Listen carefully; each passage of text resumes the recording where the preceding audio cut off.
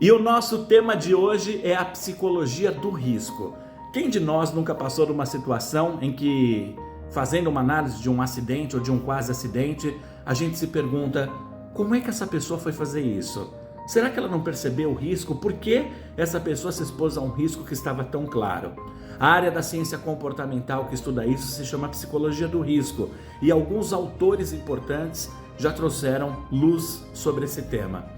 Eu começaria citando Daniel Kahneman, autor do livro Rápido e Devagar, Duas Formas de Pensar, ele que é Nobel de Economia. Ele traz uma reflexão importante. Nós, seres humanos, tomamos decisões baseadas em heurísticas.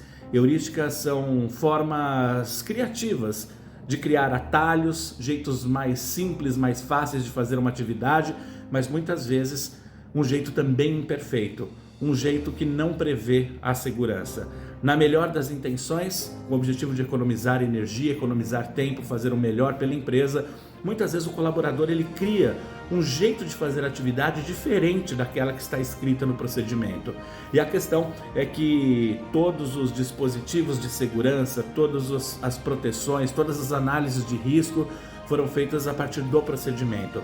Por isso, tem dois pontos importantes aqui. O primeiro é buscar com que as pessoas cumpram o procedimento, buscar a disciplina operacional, mas também tem um outro lado importante, que é reavaliar sempre se a tarefa está sendo executada de acordo com o procedimento de fato e, se for o caso, mudar o procedimento, fazendo uma nova análise de risco sobre a tarefa como ela realmente é executada e não só como ela foi pensada.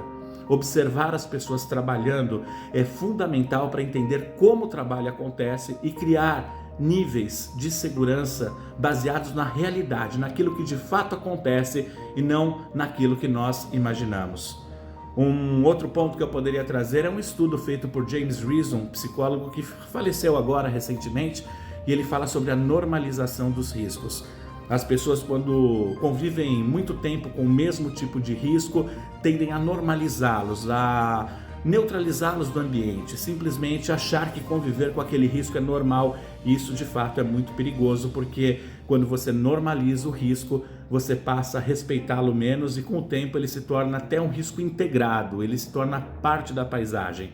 E também poderia citar um estudo de Gary Klein, um psicólogo que traz uma informação bastante interessante. Ele diz que nós tendemos a confiar mais nas experiências anteriores do que na análise pontual do risco. Em outras palavras, pessoas que já descumpriram regras, procedimentos e não aconteceu nada, a pessoa fez aquilo que não era seguro, mas aquilo não virou um acidente, isso vai formando uma memória de segurança, de falsa segurança na cabeça da pessoa. Ela pensa: eu sempre fiz assim, nunca aconteceu nada. Então, essa experiência anterior pesa mais do que a análise pontual do risco, fazendo com que a pessoa se exponha a essa situação de risco. Para todos os casos, entender um mecanismo que faz com que as pessoas resolvam se expor a um risco ou simplesmente parem de percebê-los é fundamental para que nós possamos ter ações pontuais e evitar que acidentes aconteçam. Trazer as pessoas para o momento presente, tirar do automatismo, utilizar ferramentas como o Take 5, usadas em programas como o da Behavior, são elementos fundamentais e importantes para que a percepção de risco fique mais presente e para que essas armadilhas não se tornem precursores de acidentes graves ou acidentes leves, que a médio e longo prazo podem degradar o processo de segurança dentro de uma organização. A psicologia do risco é fundamental. Entender como a gente funciona é o primeiro passo para mudar aquilo que precisa ser mudado. Forte abraço e segurança sempre!